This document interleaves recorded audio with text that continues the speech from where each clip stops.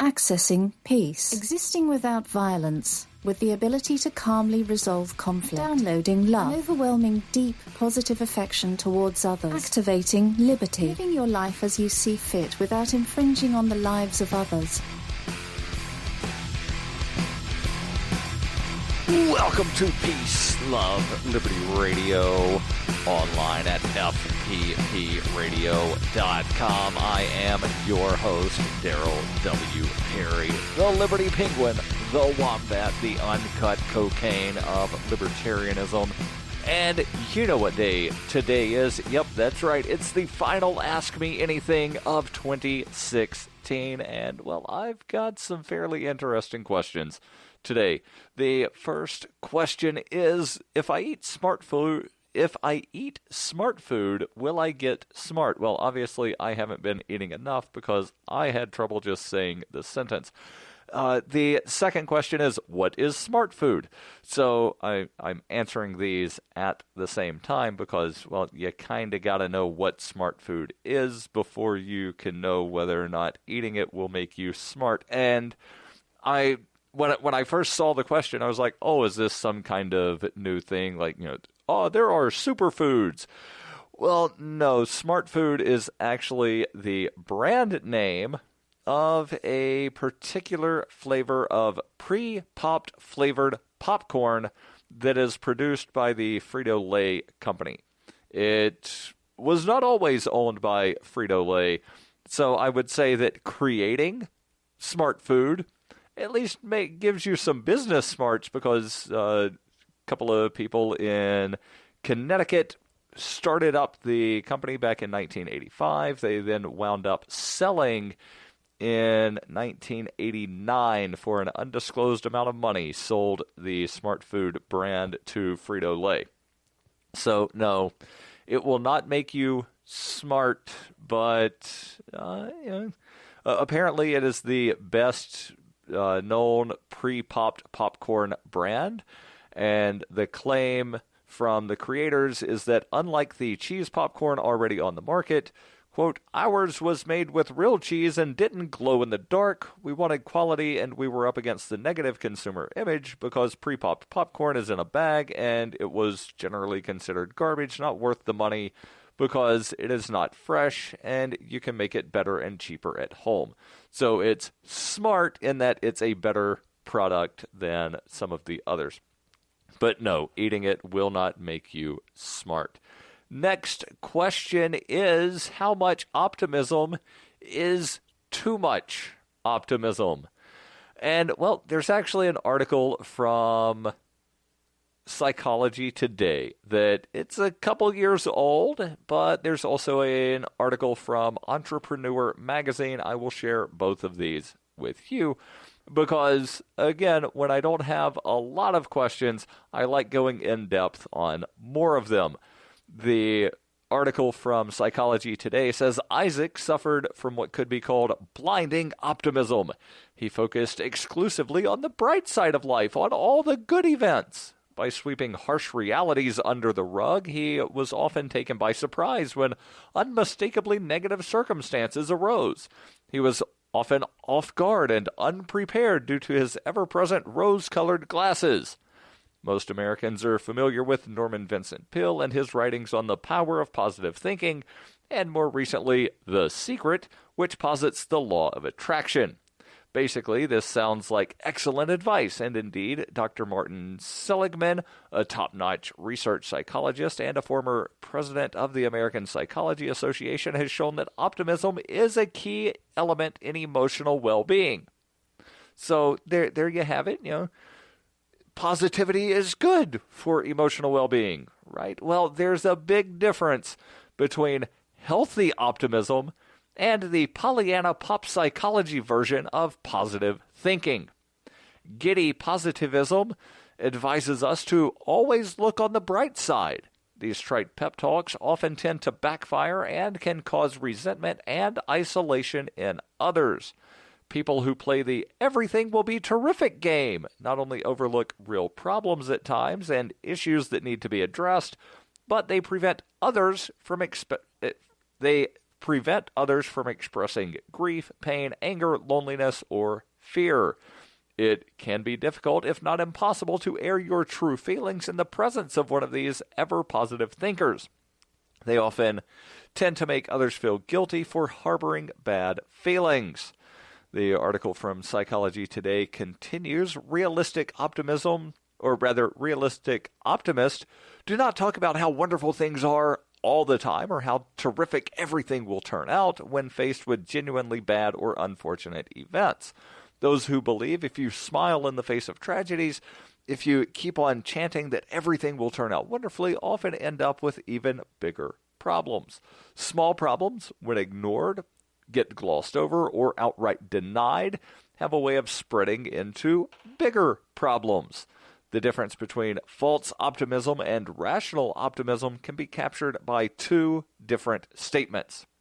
Statement 1, there's nothing to be concerned about. Everything will be just grand. That's false optimism. The second statement of realistic optimism is more along the lines of, we've got a real mess on our hands, things don't look good, but if we tackle it step by step, we can probably do something about it. It's important to realize that in some circumstances, change can be achieved, and its acceptance, not optimism or wishful thinking, that will prevent depression or endless frustration. Remember, think well, act well, feel well, and be well.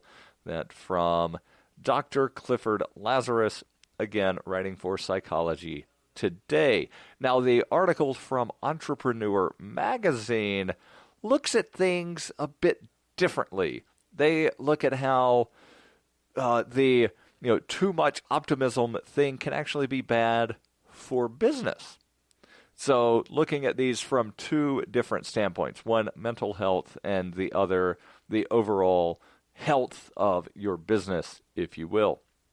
The article begins, becoming a successful entrepreneur requires a healthy degree of optimism. After all, you can't achieve big dreams without daring to dream big in the first place, and you can't take real risk unless you first believe in yourself. The author of the article says, one of my favorite business world optimists is Richard Branson. That should be Sir Richard Branson. Branson had no reason to logically expect that he could use a music label to successfully fund the startup of an international airline and a mobile phone carrier, but he believed he could do it despite the unprecedented difficulty involved. There's more. Stay tuned here to Peace, Love, Liberty Radio. In 2115 New England, there are no borders, no states, and no regulations, yet never has a more peaceful and prosperous place existed. But Mr. Drake's security company has seen better days. Faced with the prospect of waning power, Mr. Drake intends to replace the anarchy of New England with a government. But at what cost? Will anybody care? And can anyone stop him? Anarchy in New England by Joe Jarvis is available from Amazon.com and all major bookstores. Are you tired of governments murdering people around the world? Stop using their money. There is an alternative. Bitcoin is a stateless, free market, non-political currency. Bitcoin cannot be inflated or controlled by any government. By using their money, you are helping the state. Stop doing it. You have an incredible alternative available now. Learn it, use it, spread it. Get started with Bitcoin at weusecoins.com. That's weusecoins.com. You're listening to Peace, Love, Liberty Radio, online at fppradio.com. Winston Churchill once said, optimists see opportunity in every difficulty. Sir Richard Branson, no doubt, agrees. The article here from Entrepreneur Magazine, actually from entrepreneur.com, which is the website for Entrepreneur Magazine.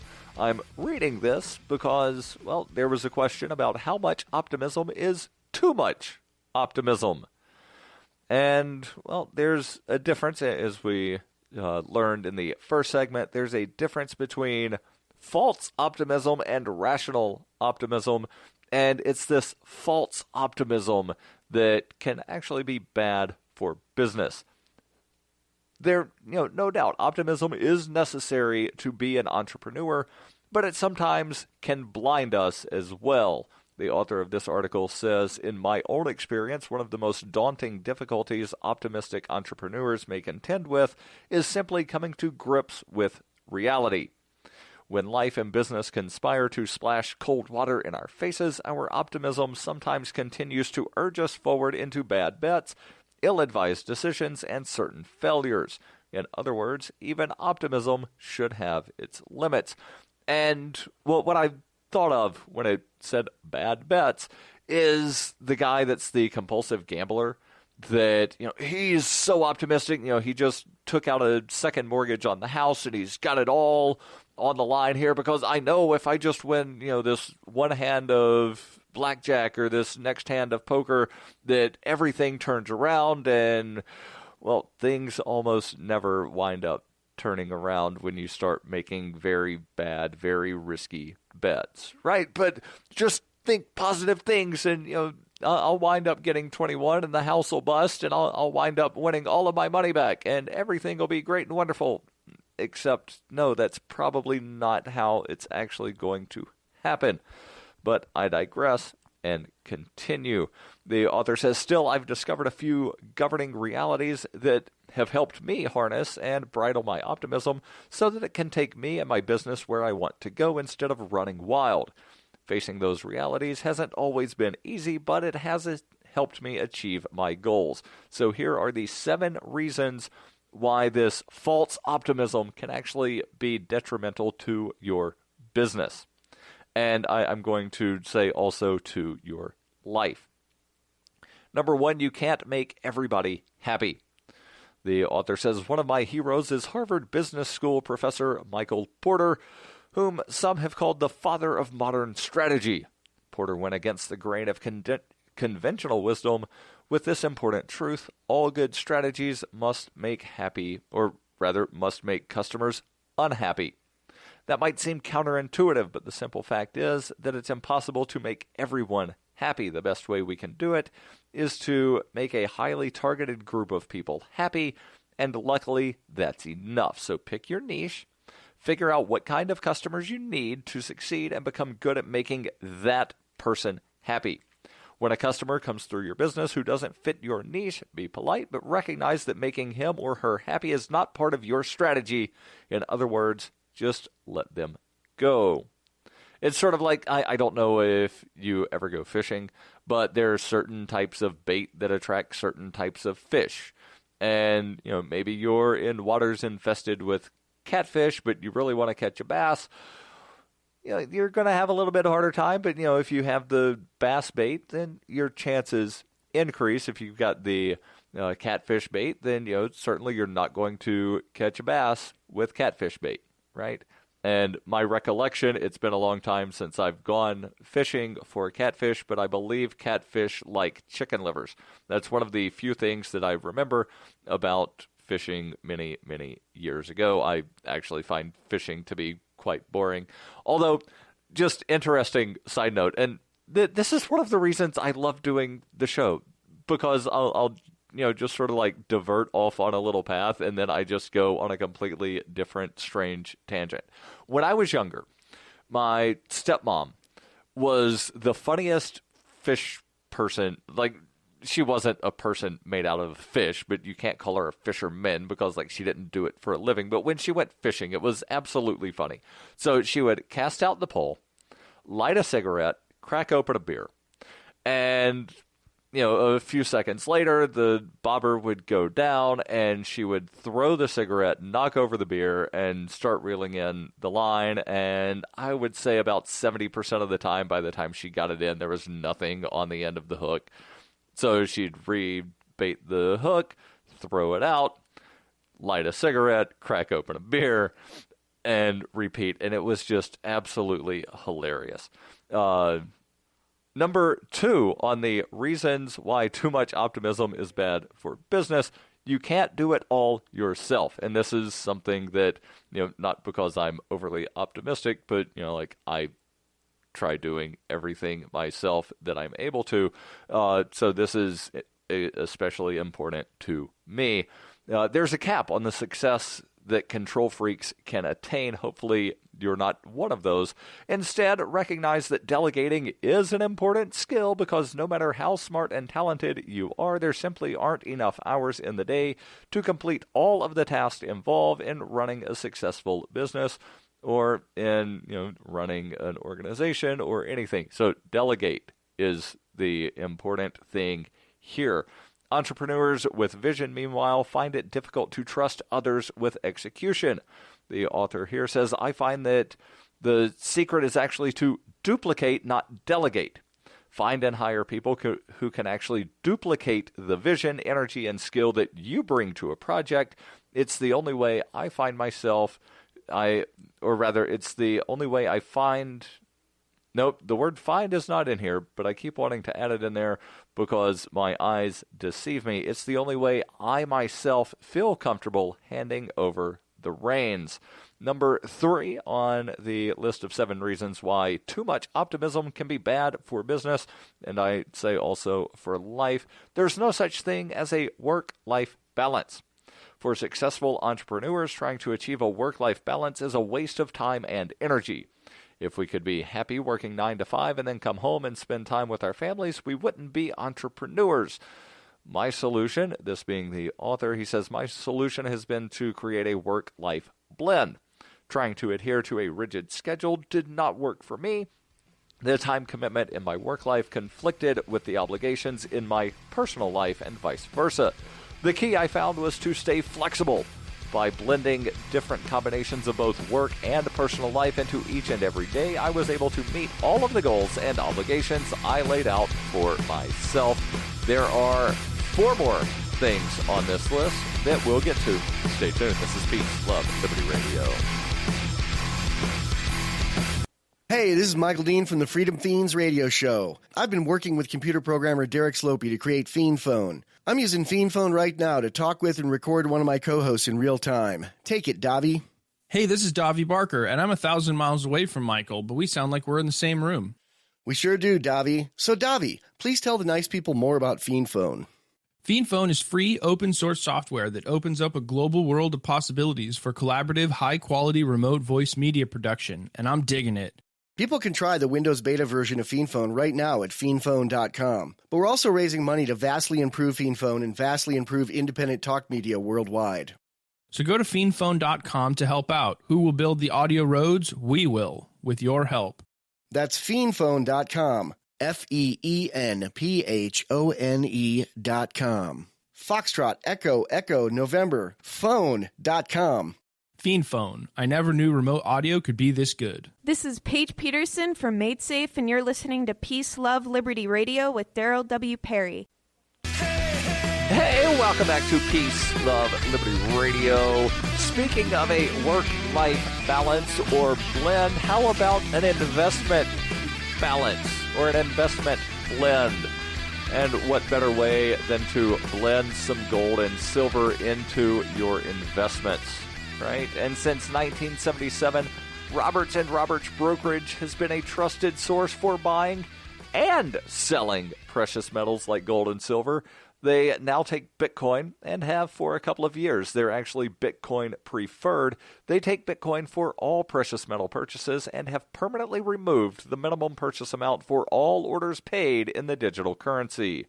So call Roberts & Roberts Brokerage today for knowledgeable advice on buying and selling precious metals and a forward-thinking approach to new technologies. 800-874-9760. That's 800-874-9760, or visit them online at rrbi.co. That's RRBI, as in Roberts & Roberts Brokerage Incorporated, rrbi.co. What are some of the other reasons that too much optimism can be bad for your business? The article from entrepreneur.com, and yes, as always, the link will be in the show notes. There will be setbacks. No matter how good you are or how successful you are, you will suffer setbacks. Odds are you'll be surprised by a down month from time to time. You'll lose an important contract or else a job you were counting on. These things happen to everyone, but they don't have to break your stride. Something that media magnate Ariana Huffington once said that her mother told her that the author says has always stuck with me. Failure is not the opposite of success, but a stepping stone to success. And we've talked about this before, where Thomas Edison said, I didn't fail 10,000 times on making the perfect light bulb. I just found 10,000 different ways that it didn't work. Failure does teach us important lessons that we can't learn any other way. Failure strengthens us, and every setback prepares us for the next success. But if you're always optimistic, you refuse to see a failure, which means you a lot of times might not get strengthened, and you won't learn a lesson. Number 5, you have to know when to walk away. When you first start out, many entrepreneurs believe that the key to success is never quitting. There are many times when quitting is completely appropriate and necessary, and it's important to recognize when those are. And then they give a lyric from the song The Gambler by Kenny Rogers. You got to know when to hold 'em. I'm not going to sing it to you, but I will read it. You've got to know when to hold 'em, know when to fold 'em, know when to walk away, and know when to run. Then there's also never count your money sitting at the table. There's plenty of time for counting when the dealing's done. There's a little bit more here. Actually, you know what? I will share this. There's a quote from Kevin O'Leary, who's a star of Shark Tank, which I've seen occasionally, but I don't go out of my way to watch the show. But he says that if you aren't making profits after 36 months, that's 3 years, you don't have a business, you have a hobby. If you're investing all of your time, money, and energy into a hobby, it might be time to walk away or possibly even run. Number 6, they say business success is not personal success, and sometimes it's healthy to maintain a dose of fear. That's number 7. I'll read this and then get into the other question. Entrepreneurs are typically thought of as fearless, and for good reason, but fear is good for entrepreneurs. Fear of failing and fear of letting others down keeps us sharp. It keeps us from rushing into less than ideal opportunities. Fear forces us to do our due diligence and weigh our options. The trick is to let fear guide us without paralyzing us. Because, and I hate to break it to you, being an entrepreneur is scary. As the person in charge with so much at stake, you're going to feel fear often, so use it. Fear can be inspirational. And let me get into the last question, where the person, and they did not provide an actual email address. It was what@what.com. Just thought that was hilarious, so figured I would share that. But they sent in a question that says, what do you make of this? And it's a link to an article from Richmond.com, which is the website for the Richmond Times-Dispatch. And it's about a libertarian rapper, someone that I actually know, and I really like this guy. He is really cool in my book. Libertarian rapper who's actually running for Virginia State Senate in a special election did a rap called You Can't Win It If You Don't Get In It. And I'll post the link to the article and the rap. You can listen to this rap. He also did one 2 years ago, I believe it was, for another Senate candidate, Carl Lozier, spelled like loser, but it's actually Lozier.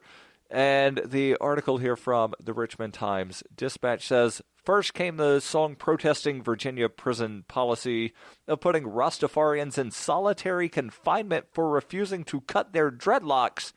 Then there was the 2015 Libertarian theme to get the word out about Senate candidate Carl Lozier. And I don't know why they mentioned that Lozier lost here, but they do. On his latest hip-hop track, Corey Fucking Ye asked listeners to embrace things that are a little different and jumps right to the hook. I'll get into it here in the closing moments of Peace, Love, Liberty Radio. online at fppradio.com.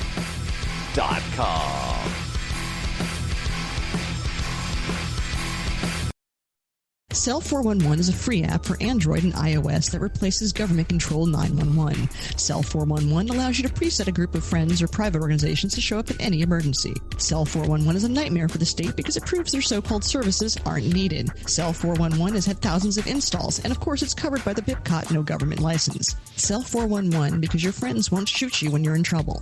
Without the government, who would build the emergency services? You and Cell 411. Get it today at getcell411.com. That's getcell411.com. When you hear the word lobbyist, you probably think about greedy corporations, but not all lobbyists are the same. Some are fighting for the freedoms you hold dear. Liberty Lobby LLC is doing just that in New Hampshire, working hard to represent you, not some special interest group. You can help by going to libertylobby.info, where your contribution will give us the tools we need to ensure that your voice is heard. Visit libertylobby.info today to find out more. You're listening to Peace, Love, Liberty Radio with Darryl W. Perry. All right, bully, let's go.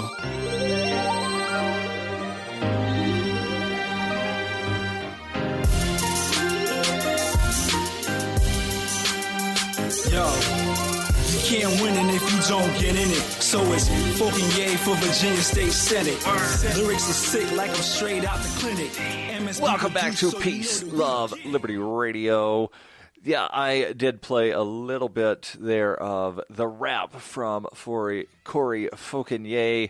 Again, it's titled "You Can't Win It If You Don't Get In It." I was asked, what do I make of this? And I really like the way that Corey tries to spread the libertarian message to different demographics, if you will, because there's the thought that a lot of people have, libertarians are just a bunch of old white guys. Well, Corey and his wife and actually their entire family proved that, no, we're not just a bunch of old white guys. But there's sort of a messaging problem, if you will, because, it's kind of hard to reach out to people that you might not have some kind of connection with. So I really love what Corey is doing here of trying to reach out to people that are, more likely to listen to hip-hop music. The article here from the Richmond Times-Dispatch continues. 45-year-old libertarian activist Fauconnier, who goes by the name Sage when he performs, is a firm believer in music's power to rally people behind a cause. With just a few weeks to run an independent campaign against longtime delegate, that's what they call their senators, or actually their state reps or delegates, the senators or senators, Delegate Jennifer McClellan in the January 10th special election in the heavily Democratic district. He says he needs a surprise smash hit. And again, hopefully this winds up doing a lot more for Corey than what the rap he did 2 years ago did for Carl Lozier, who, again, ran for Senate, different district, I believe, there in Virginia. He says there's a lot of Tea Party folks, there's Republicans, there are independents. You have to go across the board to address everybody. You can't just call Democrats and say, hey, it's our district. He said he was inspired by Libertarian Rob Sarvis, who ran for Virginia governor in 2013 and U.S. Senate in 2014. He found the message intriguing, but at Libertarian gatherings, he was often the only black person in the room. He said that was baffling. There's definitely more to this article. I will post the link in the show notes. Read it at your leisure, but I love what he is doing. I'll be back on Friday. This is Peace, Love, Liberty Radio. The podcasts of FPP Radio are licensed under Copy Heart. We believe that copying is a form of flattery and do not abide by the copyright laws. Those laws serve to restrict the flow of ideas which no one can really own. Copying is an act of love. Love is not subject to law. If you enjoy the show, consider joining the Fans program and get perks like ad-free versions of Peace, Love, Liberty Radio and FPP Radio News, and also get a copy of the monthly newspaper FPP News. To learn more or to join the Fans program, visit fans.fppradio.com.